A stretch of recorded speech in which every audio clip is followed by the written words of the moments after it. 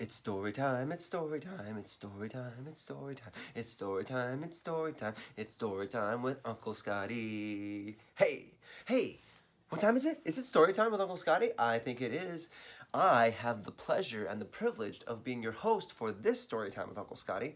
My name is Uncle Scotty. We have our own mugs. Love water. Because you know why? That's right. What else is fun? I know. I just did. It's nice.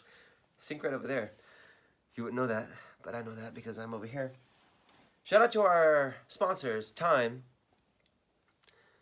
Making stories spicier, more herbal, more flavorful since 1922. Time. What is story time without time? Story. That's it. So last time, we were reading James and the Giant Peach by Roald Dahl. And what had happened? What had happened was James's idea of luring the seagulls in using the earthworm as bait, hiding the earthworm just in time, tying a piece of string sewed by the silkworm and the spider around the seagull's neck, tight enough to tether the seagull to the peach stem, but loose enough to make sure the seagull was still alive, worked. And how many seagulls did it take? 100? Nope. 200? Nope. 300? Nope. 400? Nope. 500? Nope. 501? 502. 502 seagulls are attached to the stem of the peach. And last we saw our friends, that peach was being lifted up into the heavens by all of these seagulls. And let's see where they go. I'm really curious where they're going. Where are they going? You're just attached to a bunch of wild birds out there, you know what I mean? Seems a little risky, but let's see. Chapter 23. Hey, high five. Chapter 23. Chapter 23. In a flash, everyone was on top of the peach. Oh, isn't it beautiful? They cried. What a marvelous feeling. Goodbye, sharks. Oh boy, this is the way to travel. Miss Spider, who was literally squealing with excitement. Have you ever heard a spider do that? Well, now if you do, at any point moving forward for the whole rest of your life, you know that that spider is squealing because they're excited about something.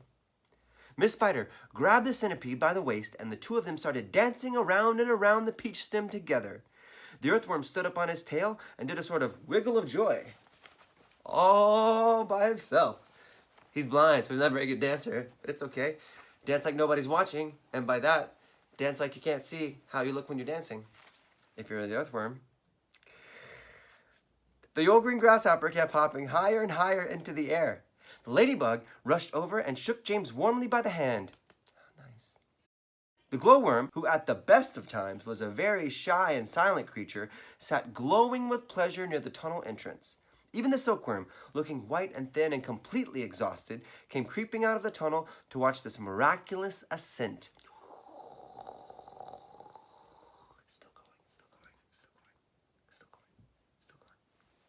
Up and up they went, and as soon as they were high as the top of a church steeple above the ocean.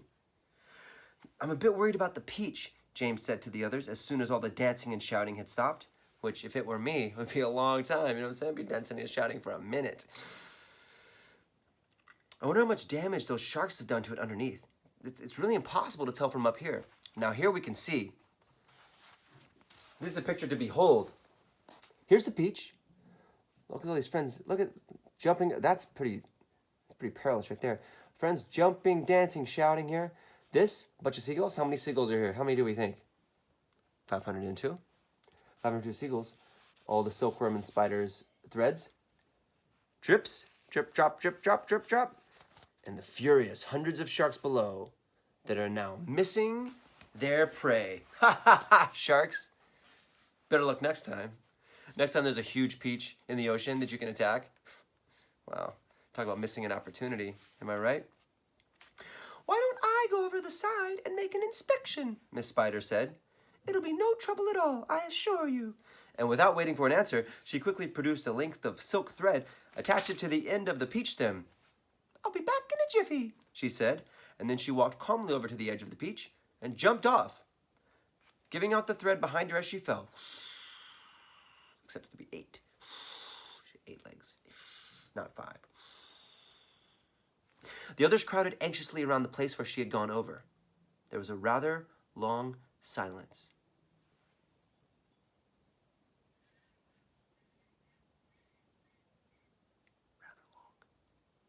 "Are you all right, Miss Spider?" shouted the old green grasshopper. "Yes, thank you, thank you, thank you, thank you," her voice answered from below. "I'm coming up now, no. And up she came, climbing foot over foot up the silk thread, and at the same time tucking the thread back cleverly into her body as she climbed past it. "Is it awful?" they asked her. "Is it all eaten away? Are there great holes in it everywhere?" Miss Spider clambered back onto the deck with a pleased but also rather puzzled look on her face. Pleased but puzzled. "You won't believe this," she said, "but actually there's hardly any damage at all down there. The beach is almost untouched.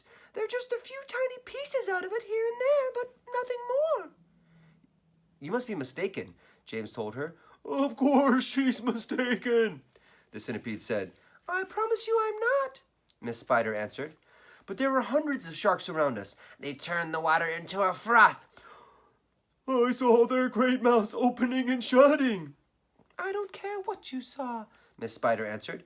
"They certainly didn't do much damage to the beach." "Then why did we start sinking?" the centipede asked. "Perhaps we didn't start sinking," the old green grasshopper suggested. "Perhaps we were all so frightened that we simply imagined it." This, in point of fact, was closer to the truth than any of them knew. A shark, you see, has an extremely sharp nose. Its mouth is set very awkwardly underneath its face and very far back, right? This is a shark can. This makes it more or less impossible for it to get its teeth into a vast, smooth, curving surface like the side of a peach. Even if the creature turns onto its back, it still can't do it because the nose always gets in the way. If you've ever seen a small dog trying to get its teeth into an enormous ball, then you will be able to imagine roughly how it was with the sharks and the peach. Now, let's see. Do I have any props here that we can use to illustrate this? I don't know. I suppose I have a computer here. Let's see, I want to take a bite into this computer. Doesn't really work, you know what I mean? Imagine if I was a shark trying to get into a peach that was 1,000,000 times larger than that. Luke, don't check my math. That's just an approximation. 1,000,000 times larger than this. Couldn't happen. It didn't happen. I just want to draw our attention back to the last thing that the old green grasshopper said before we get that explanation about why the sharks couldn't bite into the peach. "Perhaps we didn't start sinking," the old green grasshopper suggested. "Perhaps we were all so frightened that we simply imagined it." Now, I'm not telling anyone what to do, but sometimes when we get really scared, we start thinking about the worst possible thing, right? The scariest possible thing. And then we look for all the reasons that that might be true, when actually, in fact, it might not be happening at all. So maybe sometimes there are moments that are like this with the sharks and the peach. And we don't have to think that something terrible is happening if maybe it's not going to happen at all. You know what I mean? But we should still be smart and mindful and still attach our strings to a bunch of seagulls and fly through the heavens if we can. That's the end of that PSA. "It must have been some kind of magic," the ladybug said. "The holes must have healed up by themselves," because they don't understand the shark thing that we went through. "Oh, look, there's a ship below us," shouted James. Everybody rushed to the side and peered over. None of them had ever seen a ship before. "It looks like a big one." "It's got 3 funnels." "You can even see people on the docks." "Let's wave to them. Do you think they can see us?" Neither James nor any of the others knew it, but the ship that was passing beneath them was actually the Queen Mary sailing out of the English Channel on her way to America. And on the bridge of the Queen Mary, the astonished captain was standing with a group of his officers, all of them gaping at the great round ball hovering overhead. "I don't like it," the captain said. "Nor do I," said the first officer.